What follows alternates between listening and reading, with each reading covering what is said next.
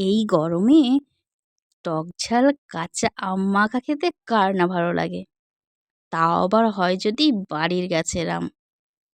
তো আমগুলো দেখে অনেক দিন ধরে ভাবছিলাম যে একদিন আম মাখা করব আর তোমাদের সাথেও শেয়ার করব। তাই গাছ থেকে ছিঁড়ে আজকে আম মাখা করতে বসে গেলাম আর সেই ভিডিওটা তোমাদের সাথে শেয়ার করলাম। তোমাদেরও আম মাখা দেখে জিভে জল চলে আসবে। কম বেশি সকলেই আম মাখা খেতে খুবই ভালোবাসো, তাই সকলের জন্য আজকে আম মাখার ভিডিওটা নিয়ে আসলাম। তো দেখতেই পাচ্ছ আম ছিঁড়ে ফেলেছি গাছ থেকে আর সেগুলোকে ভালো করে ধুয়ে নেব। সেগুলোকে একটা পাত্রে ভালো করে ধুয়ে নিয়ে সেগুলোকে ভালো করে চুলে মাখা করব।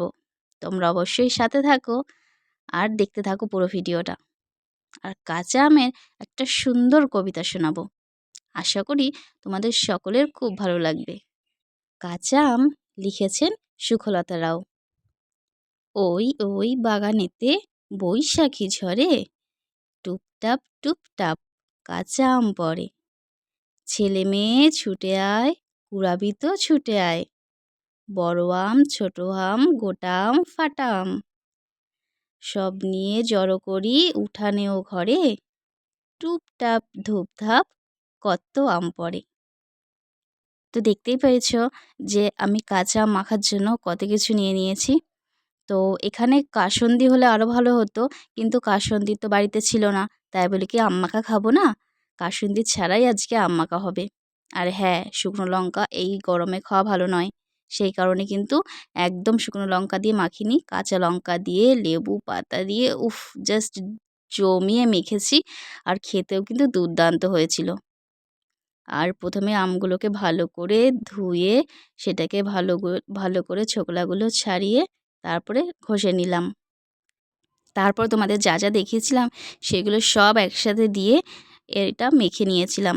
হ্যাঁ, আমি প্রথমে চিনি দিইনি, পরে কিন্তু অল্প সামান্য পরিমাণে চিনি দিয়েছি, যেহেতু বাকি যারা যারা ছিল তারা কেউই বলেছিল যে আমরা কেউ চিনি খাবো না, চিনি ছাড়াই টক টক আম মাখা হবে।